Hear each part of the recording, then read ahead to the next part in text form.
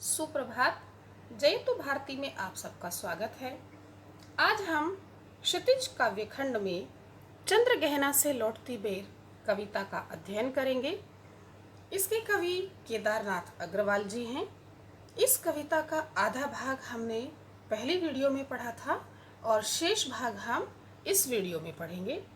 पहली वीडियो में जो हमने पढ़ा था उसमें कवि ने प्रकृति के विभिन्न रूपों का वर्णन किया है और उसमें कवि ने चने, अलसी और सरसों का मानवीकरण रूप में चित्रण किया है। इस समय कवि तालाब के किनारे बैठा हुआ है और अब उनकी दृष्टि पक्षियों पर है। वहाँ पर तालाब के आसपास जो जो पक्षी उड़ रहे हैं वहाँ पर अब कवि उन पक्षियों का वर्णन करते हैं। तो आइए कविता पढ़ते हैं। चुप खड़ा बगुला डुबाए टांग जल में, देखते ही मीन चंचल ध्यान निद्रा त्यागता है, चट दबाकर चोंच में नीचे गले के डालता है। एक बगुला तालाब के पानी में चुपचाप खड़ा हुआ है और उसके पैर पानी में डूबे हुए हैं और वे क्या करता है, चंचल मीन, चंचल कहते हैं जो बहुत फुर्तीली होती है, तो फुर्तीली मछली को देखते ही मानो अपनी ध्यान निद्रा त्याग देता है। बगुला जब यहाँ खड़ा हुआ तो ऐसा लगता है जैसे हम एक कहावत में कह देते हैं ना कि ये तो बगुला भगत है। बगुला भगत से तात्पर्य है कि वे बिल्कुल योगी मुनि की तरह ध्यान लगाए, बिल्कुल हलचल नहीं करता है पानी में और खड़ा रहता है, लेकिन जैसे ही उसे मछली दिखाई देती है वो तुरंत झपट्टा मार करके उसे अपनी चोंच में दबा लेता है।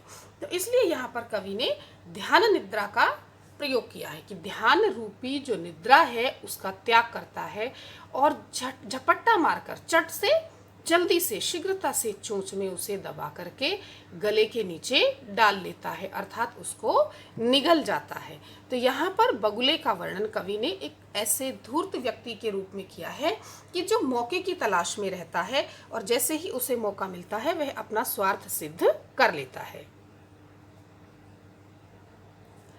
एक काले माथ वाली चतुर चिड़िया श्वेत पंखों के झपाटे मार फौरन टूट पड़ती है भरे जल के हृदय पर, एक उजली चटुल मछली चोंच पीली में दबाकर दूर उड़ती है गगन में। अब यहाँ पर कवि को एक चिड़िया दिखाई देती है जो आसमान में उड़ रही है, लेकिन एकदम से पानी के निकट आती है और जैसे ही उसे मछली दिखाई देती है उसे पकड़ करके वो आकाश में उड़ जाती है।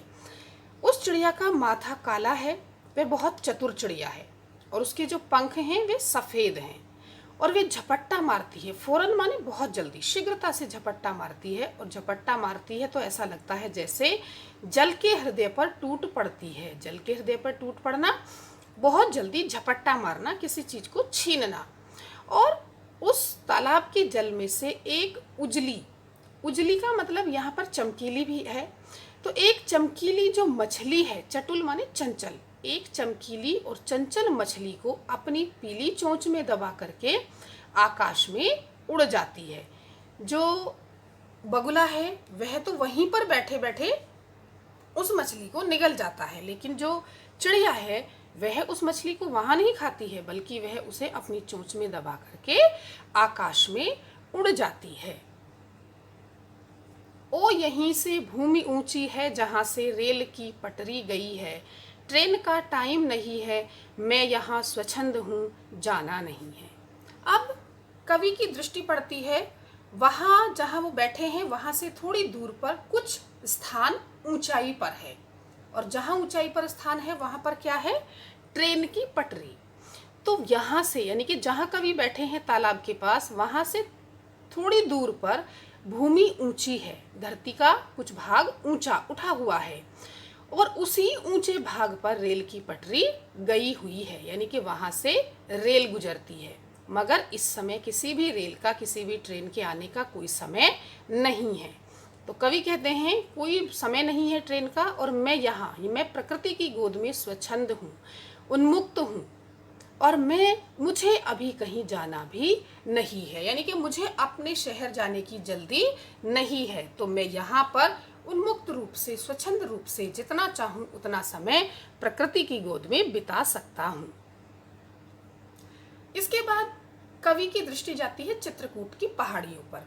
ये जो चंद्रगहना गांव है ये चित्रकूट के आसपास का ही कोई गांव है, इसीलिए कवि ने वहां बैठे हुए चित्रकूट की पहाड़ियों का भी वर्णन किया है। चित्रकूट की अनगढ़ चौड़ी कम ऊंची ऊंची पहाड़ियां दूर दिशाओं तक फैली हैं बांझ भूमि पर, इधर उधर रीवा के पेड़ कांटेदार कुरूप खड़े हैं। अब इसमें कवि कह रहे हैं कि जो चित्रकूट है, चित्रकूट मध्य प्रदेश और उत्तर प्रदेश की जो सीमा है वहाँ, यानी कि चित्रकूट दोनों में है, आधा आता है उत्तर प्रदेश में और आधा आता है मध्य प्रदेश में। तो चित्रकूट की अनगढ़ कहते हैं अव्यवस्थित रूप से, उबड़ खाबड़ और चौड़ी, यानी कि वो ऊंची पहाड़ियां नहीं हैं बल्कि कैसी हैं, चौड़ी पहाड़ियां हैं।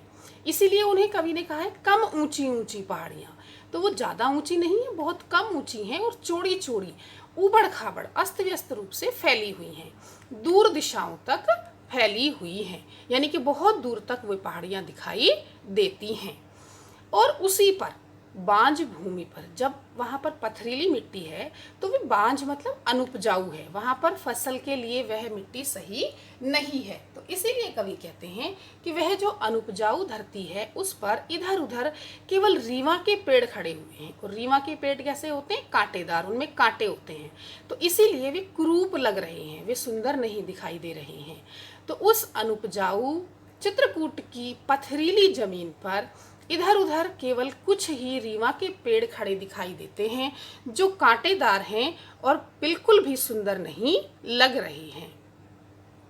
इसके बाद कवि वहां बैठे बैठे ये सब वर्णन कर रहा है, सब दृश्य देख रहा है, तो इसी के साथ में कवि को वहां एक तोते का स्वर सुनाई पड़ता है। उसके विषय में कवि कहते हैं, सुन पड़ता है मीठा मीठा रस टपकाता, सुग्गे का स्वर टें टें टें टें। सुग्गा कहते हैं तोता, तो तोते का जो स्वर है टें टें टें टें, जब तोता बोलता है तो उसके स्वर की जो ध्वनि है वो ऐसी होती है। तो तोते का जो स्वर है वो मीठा मीठा मधुर, और रस टपकाता मतलब रसीला, यानी कि कवि को तोते का स्वर कैसा लग रहा है कि वह मधुर है और रसीला है, क्योंकि वहाँ पर और कोई तो है नहीं और किसी की आवाज़ ही नहीं आ रही है, वहाँ केवल पक्षियों की ही आवाज़ कवि को सुनाई दे रही है। इसके साथ ही कवि को किसकी आवाज़ सुनाई पड़ती है, सारस की। सुन पड़ता है वनस्थली का हृदय चीरता, उठता गिरता सारस का स्वर टिरटों टिरटों। कवि कहते हैं कि इसके साथ ही पहले तो उन्हें तोते का स्वर सुनाई दिया और अब उन्हें क्या सुनाई पड़ रहा है, सारस का स्वर।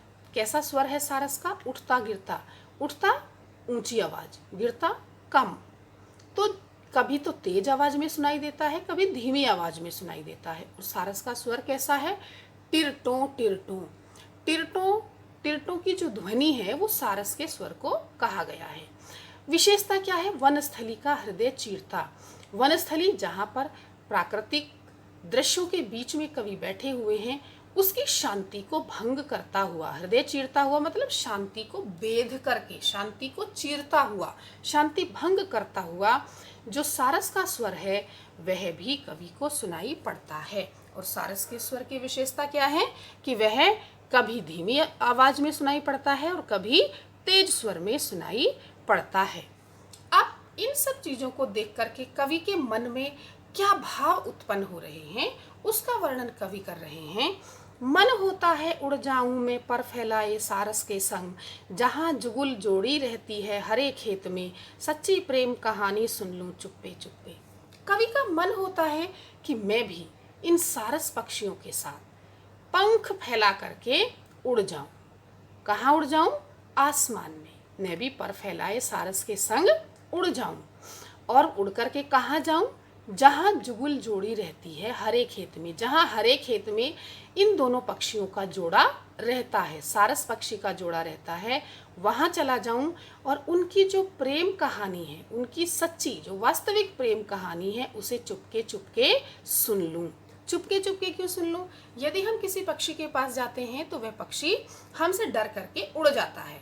तो कवि इसीलिए कह रहे हैं कि मैं सोच रहा हूँ, मेरे मन में ये बात आ रही है कि मैं चुपके चुपके जाऊं और जो सारस पक्षी का जोड़ा है उसकी प्रेम कहानी को चुपके चुपके सुन लूं, अर्थात पक्षियों के जो क्रियाकलाप हैं, जो कार्य व्यवहार है उसके विषय में जानूं। तो इस प्रकार से कवि ने प्रकृति का बहुत सुंदर वर्णन इसमें किया है। प्रकृति के साथ साथ ही पक्षियों, पहाड़ियों आदि का भी वर्णन कवि ने किया है।